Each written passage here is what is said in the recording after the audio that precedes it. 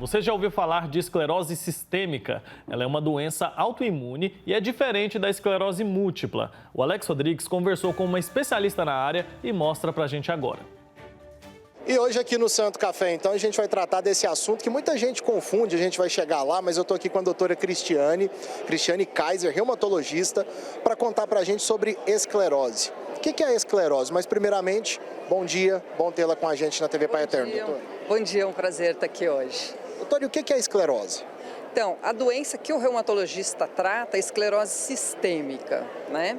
Que é uma doença crônica que afeta mais mulheres, principalmente aí na faixa etária dos 40 anos, é quando a doença se inicia. E muita gente confunde com esclerose múltipla, que não tem nada a ver com esclerose sistêmica, é bem diferente. É outra doença autoimune que é o neurologista que trata.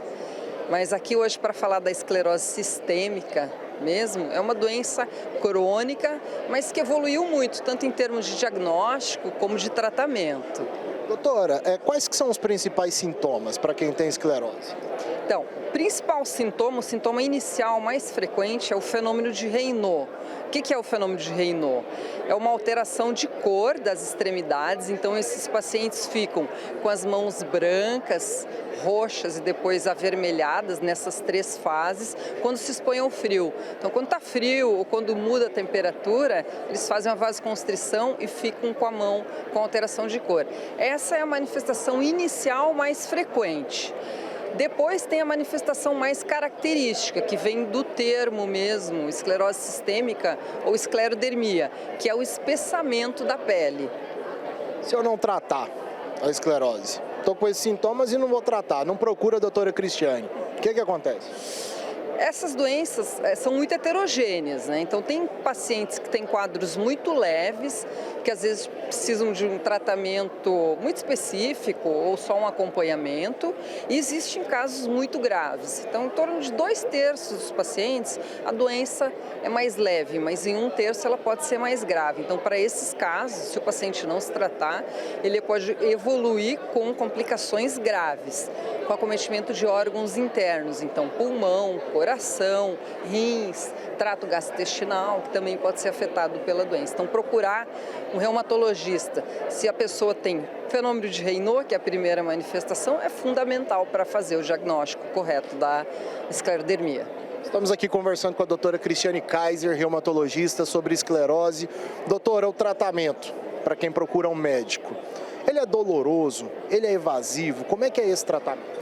O tratamento é com medicamentos, geralmente por via oral, em que a gente utiliza o tratamento para as manifestações específicas.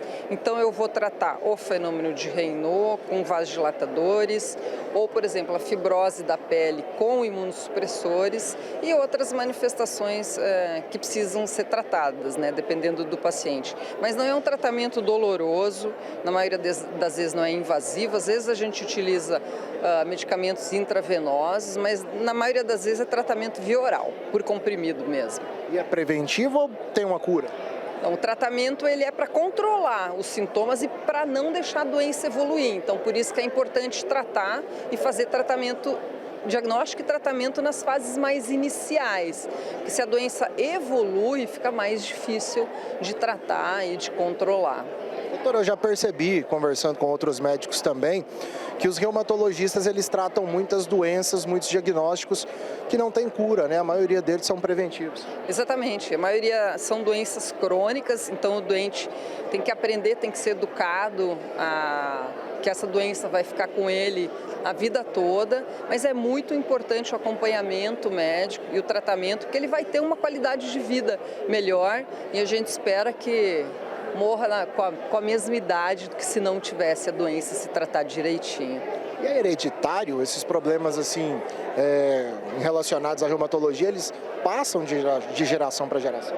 Existe um componente genético, sim. Então, se você tem na família alguém que tem uma doença autoimune, não precisa ser esclerose sistêmica, pode ser outra doença autoimune, os familiares têm uma chance um pouco maior de ter. Mas é influenciada também por outras coisas, então fatores ambientais, às vezes vírus, outras coisas também podem desencadear a doença.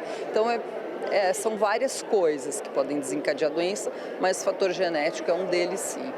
E como muitas dessas doenças, elas são silenciosas, a gente pode colocar assim, às vezes muitas pessoas elas passam despercebidas em relação a esses sintomas. Por isso que é importante fazer um tratamento preventivo, estar buscando ali um acompanhamento sempre com o reumatologista. Sem dúvida, Às vezes o paciente tem só um fenômeno de Raynaud e até já procurou um médico, mas o médico achou que aquilo não era uma manifestação importante. Então, sempre que tiver ou fenômeno de Raynaud, alguma alteração na pele, dores articulares, procure um reumatologista, porque isso pode ser o início de uma doença que precisa ser tratada precocemente, às vezes. E voltando ao assunto da esclerose, para a gente poder fechar aqui, doutora, todo mundo pode ter? Um jovem pode ter, um idoso pode ter, uma criança de repente pode ter? Isso é curioso, porque a gente pensa que essas doenças reumatológicas são doenças de idoso, né? Mas não são, elas podem aparecer em crianças, inclusive, e em qualquer faixa etária. Então todo mundo tem que ficar atento a alguma manifestação que pode surgir. Doutora, muito obrigado pelos esclarecimentos, obrigado aqui pela oportunidade de conversar contigo. Para tanta gente em todo o Brasil nos acompanhando, tenho certeza que foram esclarecimentos aí que serviram bastante para o nosso público. Obrigada a vocês. Bom dia. Com certeza, o importante é a gente ficar atento aos sinais e saber identificar quando tem algo diferente, né? A gente tem que buscar ali, saber se tem alguma alteração no nosso organismo para buscar o quanto antes a ajuda de um profissional. A gente sabe que o diagnóstico precoce é fundamental para qualquer tipo de enfermidade. É até repetitivo a gente dizer isso sempre, mas é fundamental que a gente fique atento e logo no início ali de alguma alteração a gente buscar a ajuda de um profissional. Isso faz toda a diferença, viu?